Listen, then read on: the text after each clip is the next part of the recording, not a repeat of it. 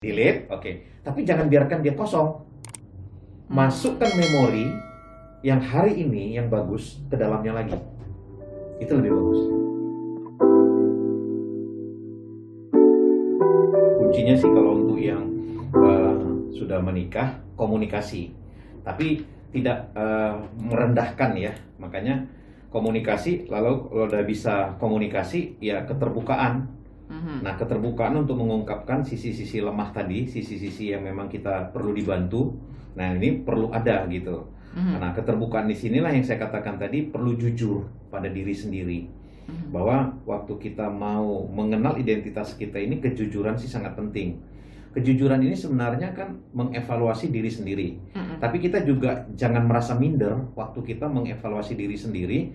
Waktu kita catat sebenarnya masih banyak kelemahan-kelemahan kita. Nah, kita jangan minder dulu. Karena tujuannya adalah supaya kita mengenal identitas kita, gambar diri kita, siapa kita gitu. Nah, lalu minta pendapat dengan orang lain. Kalau yang belum menikah itu dengan orang yang terdekat, sahabat yang terdekat. Untuk bisa kasih respon yang benar. Sebenarnya menurut kamu itu, tapi sahabat ya, yang betul-betul dekat dengan dia gitu. Menurut kamu itu saya ini seperti ini gimana? Gitu. Jadi Enggak dari keluarga, Pak? ya, di keluarga ini tadi, yang pertama tadi kan suatu pasangan, anak. Nah, kan kalau yang misalnya ada sahabat yang dekat yang bisa memberikan evaluasi juga kepada dia, silahkan. Tapi sahabat ya, bukan hanya sekedar teman. Nah, kalau di handphone tuh kan banyak banget ya Temennya. nama ya. Nah, itu kan semuanya teman ya. Tapi kalau sahabat kan paling tidak itu 10 atau 15 dari sekian ribu orang kan gitu ya. Jadi sebenarnya waktu kita mendengar apa kata mereka, nah tujuannya kita udah tahu bahwa kita sedang mengenal diri kita sendiri. Nah, ingat, teman atau sahabat tadi yang memang memberikan identitas kepada kita adalah yang sering support kita. Support itu kan memberikan hal-hal atau membantu hal-hal supaya kita itu bisa terus naik. Tapi kalau teman yang sering memberikan kita down, nah itu agak sulit. Jadi hati-hati untuk memberikan identitas dari orang lain. Nah itu, makanya kalau dia udah menikah ini sebenarnya saya paling setuju itu pasangan dan ada orang-orang yang terdekat dengan dia, anaknya atau mertua atau siapapun itu yang ada di situ. Ini tadi Mbak Rini singgung ada anak yang memang sulit untuk mengungkapkan. Sebenarnya itu memang karena memang dia belum berdamai dengan dirinya. Sama yang dewasa juga begitu. Kadangkala kita belum berdamai dengan masa lalu kita. Mungkin masa lalu kita itu penuh dengan hal-hal yang negatif.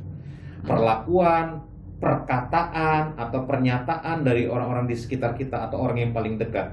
Yang paling sering itu kan yang paling menyakitkan waktu orang yang paling dekat mengungkapkan hal-hal negatif kepada kita. Itu membekas sekali.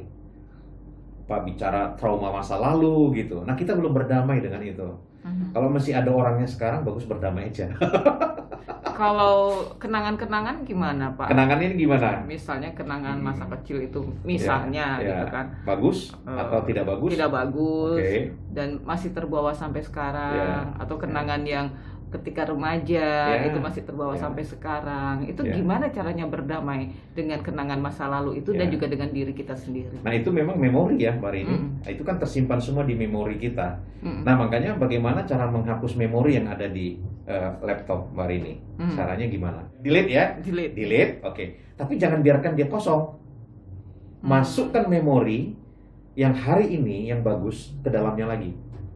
Itu lebih bagus. Jadi dikosongin dulu, di-delete semuanya. Oke, kosong kan? Jangan dikosongkan terus.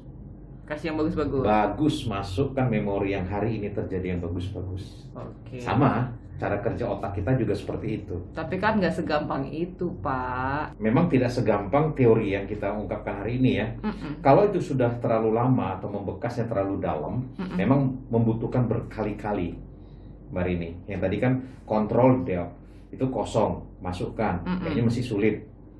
Ya, oke. Beberapa lama, masukkan lagi. Jadi memori-memori yang paling dia senang itu masukkan lagi. Masukkan lagi. Nah, untuk yang sudah terluka atau trauma yang memang cukup dalam, memang nggak bisa sekali. Jadi memasukkan memori yang bagus itu bisa berulang-ulang. Jadi itu menjadi satu kalau di otak kita itu jadi ada tempat untuk menyimpan hal yang baik untuk menggantikan hal-hal yang tidak baik tadi. Berkali-kali, Marini. Nah, buktinya bahwa kita sudah berdamai dengan masa lalu kita atau berdamai dengan hal-hal yang kita tadi tidak senang, waktu kejadian sama hari ini, kita sudah nggak ada masalah lagi. Itu artinya lukanya sudah sembuh. Karena otak kita kecil, Pak. Ngapain kita jejelin sama yang jelek-jelek kan? Bagus kita jejelin aja yang bagus-bagus aja. Iya, betul.